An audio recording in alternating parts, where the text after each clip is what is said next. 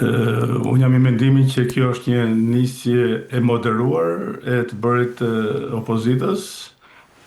Është diçka e mirë menduar edhe është në një format të tillë saqë PD-ja mund ta realizojë, por vetëm kaq, jo gjë më shumë. Pra PD-ja shikon i ka matur forcat dhe në një farë mënyre bën një platformë opozite kundër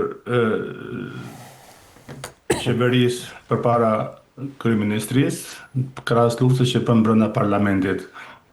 Por mënyra edhe koha është e koordinuar në lidhje me hetimet e spagut, kështu që secili të dyja palët shikojnë njëra tjetrën dhe veprimet i kanë të koordinuara të dyja, domethënë duke parë njëra tjetrën dhe duke bërë një farë mënyrë këshillë njëra tjetrës.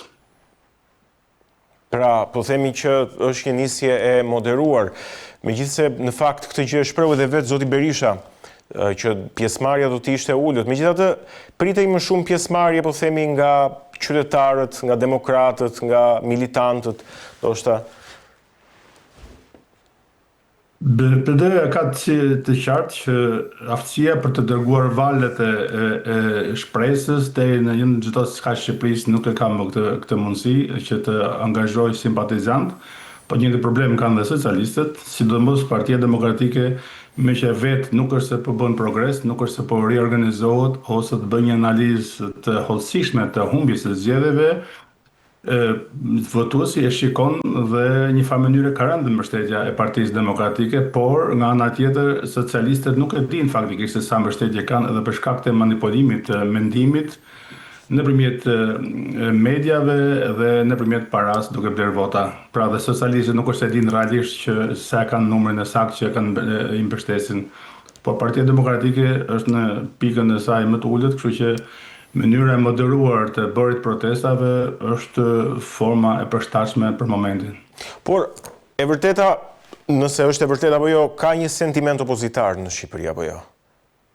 Përkundër daljes, po themi, pjesëmarrjes në protest, ka një sentiment opozitar? Sigurisht njerëzit nuk janë të gatshëm për të dalë, po ju mungojnë kushtet. Kushtet është bindja për të qenë i sigurt se pse po dalë. Dhe këto daljet me gjithë kjo popull që i ka vajtur mbrapa Partisë Demokratike një farë mënyrë është zgënjur me rezultatet edhe me menaxhimin e votës tyre dhe besoj që ka shumë popull që në kashën dalin, por mungojnë kushtet, mungojnë shpresa. Kjo Partia Demokratike në formën që është sot, në këtë rrethana që është sot, nuk ka arritur me gjithë mbështetjen që ka patur dhe ka nga shumë nga populli shqiptar, por duke parë që nuk është formacioni i duhur të cilës shpresës për shqiptarët, i ka rënë dhe mbështetja nga elektorati. Qartë. Po çfarë, se Partia Demokratike e ka nisur këtë, po themi, këtë aksion me qëllim të ngritjes së asaj platformës së diskutimit qytetar, se pretendojnë që në kuvend nuk po i jepet kohë për të debatuar, kështu që po e zgjidh në një mënyrë alternative, jo se po del nga kuvendi, që të jemi të qartë. A mund të funksionojë kjo si platformë e diskutimit qytetar në kushtet kur është një parti parlamentare? Çfarë do duhet bëj Partia Demokratike? Rruga duale që ka zgjedhur deri tani mua më duket e saktë, sepse në fund nuk ka dhe votat brenda parlamentit. Ajo Partia Demokratike bën luftën brenda parlamentit, por çështja e demokracisë, çështja e të dhënies drejtës së deputetëve të opozitës është një problem shumë i madh. Me sa duket këtë OSBE-ja dhe organet e Bashkimit Evropian nuk e shikojnë si shumë të rëndësishme, shikojnë më të rëndësishme çështjen e përparimit të bisedimeve. Por Partia Demokratike ka zgjedhur këtë mënyrë hibride në parlament dhe para kryeministrisë si mënyrën më të mundshme, më efektive për të vajtur tek qytetari, tek zgjedhësi. Nëse do arrit diçka, unë nuk besoj, është një përpjekje, por përpjekja nuk do të thotë që do kesh sukses. Përpjekje për të mbajtur edhe ngrohtë elektorati që ne po protestojmë, por është pak absurde të mendosh që Edi Rama në këto rrethana cilësuese që është tani në qeveri me problemet të pafund që ka, të miratojë një qeveri teknike. Ka dhe janë tjetër medaljes që unë shikoj si problematike. Për të kërkuar qeveri teknike mund ta kërkosh, por në rastin më ideal, ja themi që Edi Rama thotë, "Ok, bëjmë qeveri teknike edhe zgjidhni ju kryeministrin." Po sikur të bëhen zgjedhjet pastaj më vonë janë të sigurt demokratët që do të fitojnë. Kështu që në një farë mënyre duke marrë përgjegjësinë për të krijuar një qeveri teknike është një thik me dy teha, kështu që mund të ndodhë që e merr qeverinë teknike dhe humbet prap, po pastaj. Kështu që në një farë mënyre kërkojnë, por besoj që në pas kohë mendojnë që inshallah nuk bëhet dhe unë nuk besoj që Edi Rama ta lëshoj pushtetin kështu sepse në fund fundi ka marrë votat. Me manipulim, pa manipulim i ka marrë votat, tani është kryeministri i Shqipërisë edhe kështu pushteti nuk dhurohet kaq kollaj sepse edhe PD-ju kushte për shtetin, nuk është se dhuroi pushtetin, nuk është sosol më ndryshe nga Partia Socialiste tani. Një farë mënyre është kthyer në bumerang gjitha sjelljet e Partisë Demokratike. Gabimi që ka bërë ligji që ka miratuar po i kthehen kundërta. E njëjta gjë do ndodh edhe me socialistët kur të jenë në opozitë. Pra krijimi ose arritja e një kompromisi për një reformë zgjedhore do të parë me shumë kujdes, besoj që janë pjekur kushtet që edhe për të bërë një reformë zgjedhore duhet të jetë i barabartë në mënyrë që ta mendosh veten sot jenë pushtet, por do të mendosh vetë të desh në opozitë. Qartë. Mirë, unë dua të kalojmë në një çështje tjetër, flasim në fakt sot zoti Berisha do të paraqitet në prokurorinë e posaçme në SPAK në lidhje me çështjen e 21 janarit si person në dieni. Ka patur shumë zhurmë në media në lidhje me këtë punën e paraqitjes së zotit Berisha, sa i takon ftesës, i ka ardhur ftesa, nuk i ka ardhur ftesa. Megjithatë, këto janë çështje, janë detaje teknike, por më e rëndësishmja është apo rihapet, po themi 21 janari që do të çojë në një tjetër goditje të opozitës, nënkuptojmë këtu zotin Berisha. Unë besoj që SPAK-u ka hyrë një rrugë pa krye, sepse ngjarja është kaq favilvile mbrapa sa që është vështirë ta gjesh përgjegjësin kryesor. Themi nga dita që ka ndodhur kjo katër vrasjet, faktikisht kjo është organizuar nga opozita e dikushme, qeveria ose përfaqësues qeverisë sotme.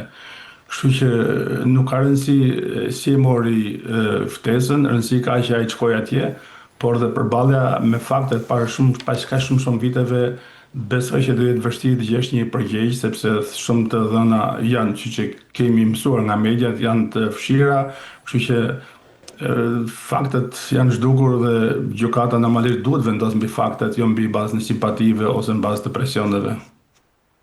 Po cila është arsyeja që po rihapet kjo çështje? Është rihapur edhe çështja e Gërdecit, ndërkaq që është edhe zoti Fatmir Mediu atje. Pra, SPAK-u po bën detyrën e vet si prokuroria kundër korrupsionit dhe krimit të organizuar që merret pikërisht me politikanët e nivelit lartë, apo jo? Po, sigurisht, po SPAK-u nuk është po merret faktikisht shumë me politikanë, më shumë po merret për të mediatizuar çështjet që ka marrë në dorë, sepse normalisht nuk është detyra e SPAK-ut për të bërë politikë me mediat. SPAK-u e ka marrë, është një shtet ligjor, çdo denuncim që merr duhet ta hetojë edhe ta çojë në gjykat, por duhet ta bëjë këtë me shpejtësi, pas kaq shumë viteve për të marrë disa fakte. Megjithatë është një detyrë edhe e qeverisë, sepse Edi Rama një nga premtimet në memori nuk e kemi kaq shkurtër, sado që neve na thonë që shqiptarët kanë memori shkurtër, ne dimë që Edi Rama erdhi me premtimin pushtet që kur të viun në pushtet, unë do zgjedh çështjen e 21 janarit, do shkoj deri në fund çështjes, edhe siç e shikoni që edhe sot nuk e ka vajtë në fund, ishte edhe nëse kujtoni edhe anullimi i lotarisë austriake dhe shumë probleme tjera që sot janë fshirë nga memoria e shqiptarëve. Kështu që unë nuk besoj që edhe në fundit dhe SPAK-u mirë që heton Berishën, bën shumë mirë që heton, por duhet të hetojë dhe organizatorët faktikisht. Po organizatorët mëse duket e ka vështirë për t'i parë dhe për t'u ofruar, kështu që le ta ftoj Berishën. Në fundit Berisha është një burr me të mirat e këqijat e tij, po i ka qëndruar deri në fund dhe do shkojnë SPAK dhe do ketë dhe konsekvenca mbase, por s'ka rrugë tjetër. Vetmja e kemi thënë gjithmonë që vetmja rrugë e zgjidhjes problemit është përballje me problemin. Kështu që do përballet me problemin, por që të ketë një sukses nuk besoj. Ka njerëz në opinionin publik që thonë për këtë çështje do të shkojnë të gjithë politikanët e lartë në SPAK, edhe Edi Rama, si persona në dieni, pra nuk e dim për hetimin, nuk mund të paragjykoj procesin, por si persona në dieni për ngjarjen, do të thirren të gjitha. Beson që do ta thras SPAK Edi Ramën për këtë çështje për 21 janarin, si person dieni? Unë besoj patjetër, nëse do të bëj drejtësi, duhet të dëgjojnë gjithë palët. Palët kundërshtarët e dikushme ishte opozita që ishte Edi Rama. Dhe SPAK-u s'ka se dëgjoj vetëm Sali Berishën dhe zinxhirin komandues të gardës, pa dëgjuar dhe ato që i hodhën gurë, që hodhën këto. Pastaj përgjegjësinë e vendos gjykata, nuk e vendos SPAK. SPAK duhet të cilësoj vetëm veprimet, do të shikojë se kush çfarë ka bërë dhe t'ia paraqes gjykatës dhe gjykata do ta mendojë dhe do të vendos. Kështu që nuk ka asnjë në një shtet ligjor që duam të bëjmë, që në fakt nuk është, duhet patjetër që Edi Rama të shkojnë në SPAK, pse të mos shkojnë. Qartë, mirë, unë dua të diskutojmë një çështje tjetër. Ditën e djeshme ka nisur punë Komisioni për Reformën Zgjedhore me 2 bashkëkryetarët, Oert Bylukbashi dhe Damian Gjiknuri. Sigurisht atmosfera ishte po themi jo e paqt, ka mosbesim të paktën nga ana e opozitës, duke ju referuar edhe asaj që vetë zoti Rama e ka quajtur këtë reformë si ligje kineze, sa i takon pikësynimit të arritjes së rezultatit të zgjedhjeve. Nga ana tjetër, duhet që reforma zgjedhore të përmbyllet brenda 9 muajsh. A do të prodhoj këtë diçka, një garanci për zgjedhjet, apo zgjedhjet do të vijojnë të jenë ashtu siç kanë qenë, po themi? Nuk e parashikoj dot se çfarë do ndodh, sepse nuk është jam aty në tavolinë me to, po besoj që nëse duhet ndërtoj një shtet ligjor, patjetër duhet të komunikojmë edhe një nga tmetat kryesore të politikës shqiptare këto 30 vite, kjo ka qenë që mungesa e kompromisit mes palëve. Me siguri që duhet ulen, duhet të bisedojmë me njëri tjetrin, sepse aty nuk kemi dërguar, nuk e marrë rrogën sa e marrin dhe privilegje që kanë për të uzënë me njëri tjetrin dhe secili të marrë ato përfitimin e tij si parti ose personal, por duhet bisedojmë me njëri tjetrin, se si do arrin nuk e parashikoj dot faktikisht, dhe por një gjë është e sigurt që duhet të bashkohen, duhet të gjejnë një mendim për të përgjigjer një kompromis që në fundit që të depolitizohet komisioni zgjedhor, sipas mendimit tim, votat duhet të numërohen në vendin e votimit, një lloj kështu edhe në Gjermani kështu bën në vendin e votimit dhe për pak minuta del rezultati, dhe nuk i lihet më kohë për ta lëduar ose për të manipuluar. Nëse brenda 2 orëve vjet kusht që ose 3 orëve do dalë patjetër rezultati numërohen, kështu që gjithçka mbaron shumë shpejt edhe ose mënyra e votimit mund të ketë ka mundësi pafund. Votim biometrik që secili të vergishten dhe të votojë për një brenda pak minutave, kështu që ka mundësi pafund. Çështja e kompromisit është problemi atyre, po me sa duket me këtë mendësi se njeriu nuk ndron mendësinë, me këtë mendësi që e kanë 30 vjet, nuk është se janë të hapur për një teknologji të re, për një teknikë të re, për një bazë ligjore të re, për një drejtësi të re, nuk besoj që t'jenë kaq të hapur, por me dhimbje, me mish në përdhëm, besoj do bëj një farë ndryshimi, por do jetë jo ndryshim esencial. Pikërisht kjo është edhe pyetja, pas çdo palë zgjedhjesh që ne kemi patur, po nëse kujtojmë dekadën e fundit, rekomandimet e OSBE-ODIR-it dhe të ambasadorëve të Bashkimit Evropian dhe të Shteteve të Bashkuara të Amerikës kanë qenë për reformën zgjedhore gjithëpërfshirëse. Janë bërë her pas here përpjekje, megjithatë zgjedhjet në terren nuk është, pra organizimi dhe menaxhimi i zgjedhjeve në terren ka përsëritur të njëjtat problematika, që do të thotë që sa të mundshme janë këto problematika të zgjidhen për të ardhmen, apo të gjitha këto janë thjesht formalitete, ata paguhen aq sa paguhen sipas asaj që the ti për formalitete fatkeqësisht. Po, të themi të vërtetën, e mbusë përbashkë gjithë politikës, ose suksesi më i madh ka qenë shkatrimi i sistemit drejtësisë.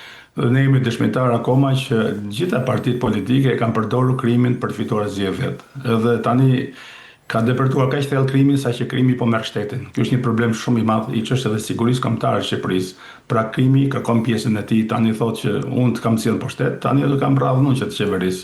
Kjo është fatkeqësisht evidente në Shqipëri, shikoni edhe në krimet e vrasjes që ndodhin kohë të fundit, shikojnë që në organet larta të sigurisë shtetit antarësohen ose punësohen pjesë e organizatave kriminale. Kjo është një problem shumë i madh që shikojnë në Shqipëri. Dhe është koha tani krimi i gardita që të vinë poshtet, kështu që e ka të pamundur Rama ose gjithë qeveria që ta luftojë, sepse duke që bërë kompromise me krimin, nuk është se janë të sigurt ato, nuk janë të mbrojtur, kështu që duke qenë bashkëpunëtor edhe bashkëfajtor. Qartë, mirë, duhet flasim edhe për një gjë të fundit bashkë që është mjaft e rëndësishme sot dhe nesër.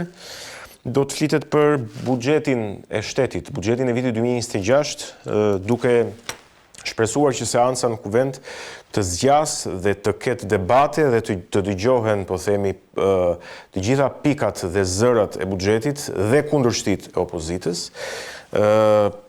me një buxhet të propozuar rreth 8.8 miliard euro, po themi, dhe me një tjetër propozim që ka marrë zë në opinionin publik, që është paqja fiskale, që është kundërshtuar nga opozita. Tani unë jo më kot doja të ta bëja këtë pyetje duke marrë parasysh edhe faktin që ti je në Gjermani. Patjetër buxheti edhe i landeve aty në Gjermani është besoj shumë i lartë se sa gjithë buxheti i Shqipërisë. Po çfarë mendon për këtë buxhet të vitit 2026? Më i madh dhe më i balancuar ndonjëherë shkruar qeveria. Po. Duke pa me Gjermani sigurisht që është një mini buxhet, është shumë i vogël, por çështja e sinqeritetit ose aftësia për të menaxhuar parat nuk është e njëjtë. Sado që këtu janë shumë më mëdha, është kontrolli shumë i rreptë, investimet janë shumë planifikuara, funksionon komplet ndryshe, por 8.8 miliard euro ose 886.8 miliard lek